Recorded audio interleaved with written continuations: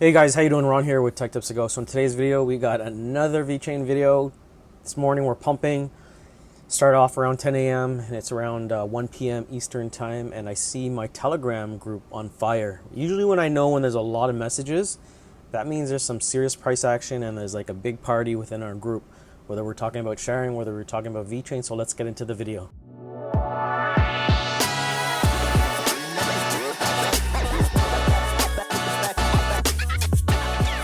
All right, so it's a good day. I got up early.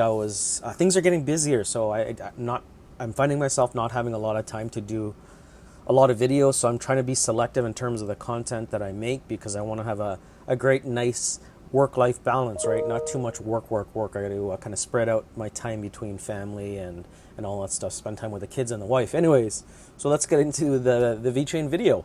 So I get up this morning, we're kind of steady, which is great. Support levels were, hovering around 0.0145, which is great, 0.0147 last night. We're closing, so our support levels are great, which is good because what I think people are just hodling. They're still waiting for the news, the big news of whatever it's going to come out. But in the meantime, what we get is we get another piece of bullish news. And I'm going to talk about this later in my video because the company that DNVGL worked on is a company that we worked with, or that I worked on many years ago. I think it was about 10 to 14 years ago, which I've known them for a long time. They were acquired, but it's such a big global company. So anyways, look at the price action right now. Guys, CoinGecko right here. CoinGecko, the top 20.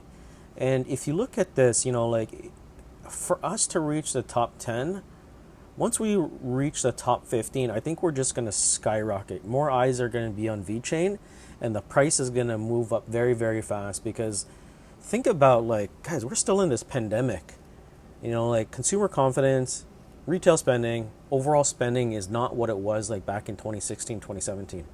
Just imagine in 2022, 2023, 2024, hopefully when the pandemic is gone and everything is back to normal, imagine the amount of spending that's going to happen, both from the retail side and the institutional side, right? Institutional investors, hedges, pensions, etc.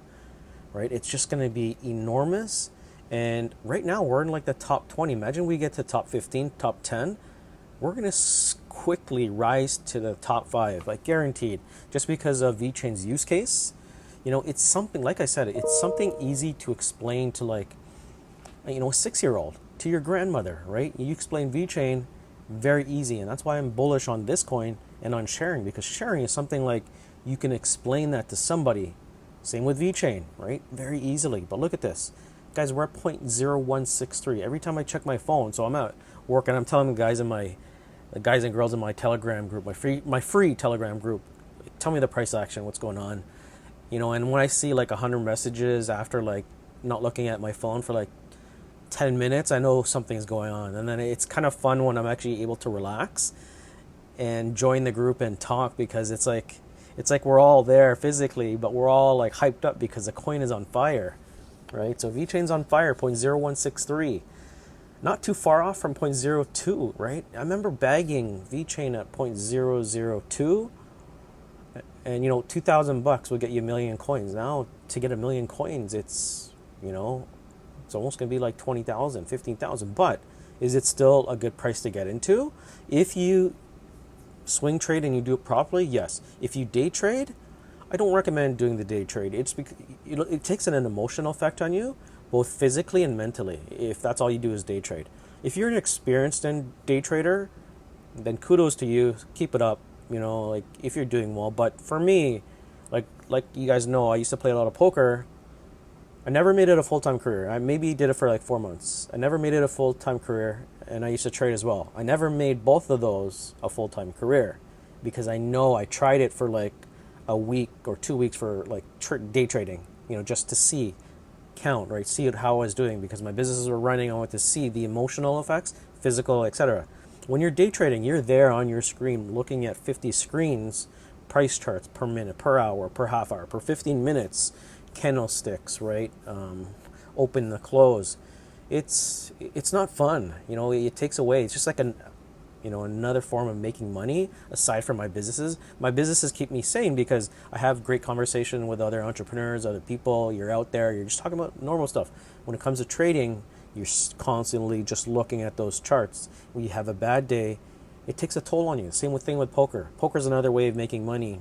Even though I was successful in it, it's just not something that I wanted to do. I'd rather make money the hard way than, buy in like 10 grand and trying to get like 2 million, right? The easy way. I'd rather work hard, entrepreneurship, even like just long-term hodling in terms of this strategy that most of the people in our group that we take, we hodl, we look at charts, look at candlesticks, we look at price action, but we don't necessarily day trade.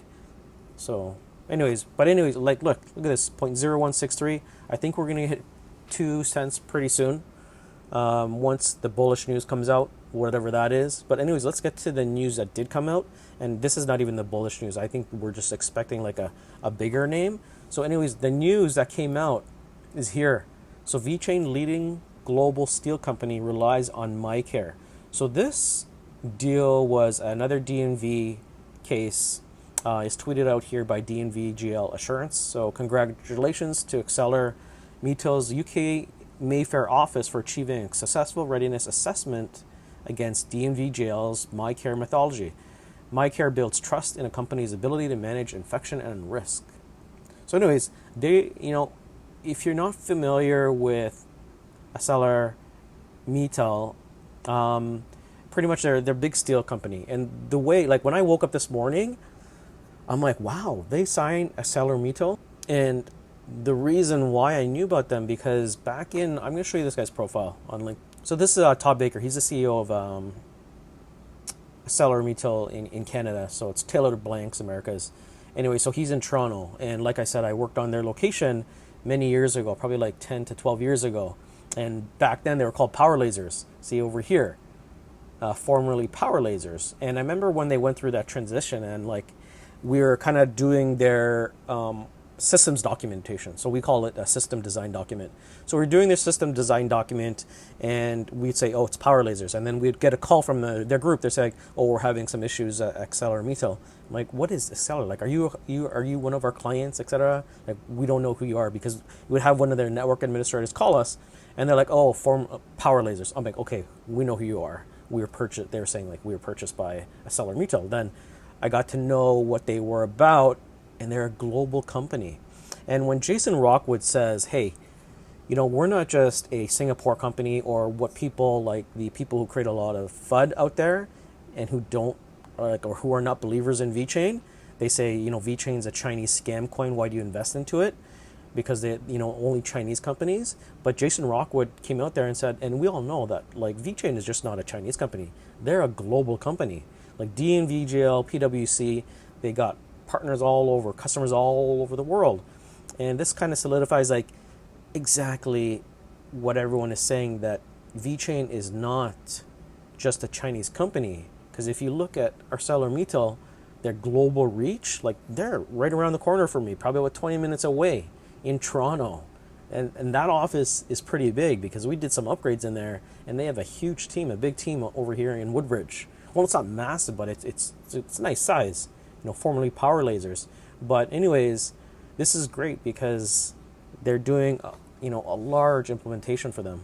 So anyways, what they signed up for is like I mentioned, it's a DNV GL MyCare assessment. So this is big with blockchain and taking care of everything that's happening with health and COVID and pandemic. So all the assessment statements are stored on the blockchain, which is good. So I like this because you know why this makes everyone so bullish is because this is another industry, right? When I woke up and I heard this, I'm like, okay, what's the latest news with VeChain? So the first thing I like to do, like wake up, I check the charts. I see if there's anything going on crazy on Twitter, like people are talking. And then when I saw this tweet about DNV GL and Acceler, I was like, wow. I'm like, this is like not even in healthcare. It's not in food traceability. It's not in cruise lines. It's not with COVID passports. Well, it's in digital passports and in blockchain with the MyCare, right? But it's a completely different industry. And like I said, so my company, we do warehouse management systems, solutions, software, right? Mostly like I would say like 70% in food, bulk food, warehousing, pallets, etc. So bulk food industry, we work with a lot of customers. But we also deal with warehouse management systems and software in all industries. So like that could be like steel, banking, anything that requires like barcode scanning and RFID. So when I woke up this morning, I'm like, I saw that. I'm like, that's a steel company. So imagine the future and possibilities going forward, breaking into another niche and market for VeChain. It's so bullish because, like I mentioned, like go back to my other videos when I talk about PwC and DNV, GL, and Deloitte being their little armies, their little salespeople, and capturing so many players in different industries and different niches and markets. That's what makes it like so bullish in terms of growing and growth, because they have an easy to present solution with toolchain kit, right? Here's the toolchain kit, exactly like when I talk about sharing. Sharing's philosophy, sharing's go-to growth strategy is, here's the API, here's the piece of software that you don't have to write code, an API, you don't have to know anything about blockchain, but it integrates into our system like an API, SDK. Very easy, and that's how companies grow. They're not doing one-on-one solutions where, like for us, we'll do a warehouse management solution, but it's still one-on-one client working. It's not a cookie cutter solution. What I mean by cookie cutter solution is, okay, take it and go run with it, right? This is what VeChain does with Toolchain Kit, what Sharing does with their share ledger and their API and SDK. For us, it's a little different. We go in, we pitch, we quote, we get them started with like a warehouse management system that might cost anywhere from like 200,000 to like 2 million, depending on how many licenses. But everything, like the original software is built, but it really depends on like, okay, when you put away and replenish in your system, how do you want the flow to start, right? But in terms of VeChain and Sharing, those two tools that they have just allows them to grow in different industries, different markets, deploy it fast, right? And then allow on their partners like either Viator, Expedia, or in VeChain's case, DNVGL or PwC, take Toolchain Kit, run with it, grow with it, let's expand. Our investment goes from 0.016 to $1, etc. So anyways, that's the news. I want to keep it at that. I'll probably, hopefully, be doing another video. Like I said, after the pandemic lifts off and everything, we've been pretty busy. Like I'm trying to catch up with quotes and pre-sales meetings and post-sale support and all that stuff. It's been busy, so I couldn't get my last video till like midnight last night. So I'm hustling in all ways to keep you guys informed. So I'd appreciate it if you just smash the like button, comment, and support the channel. So anyways, I'll hopefully see you guys later tonight, possibly tomorrow.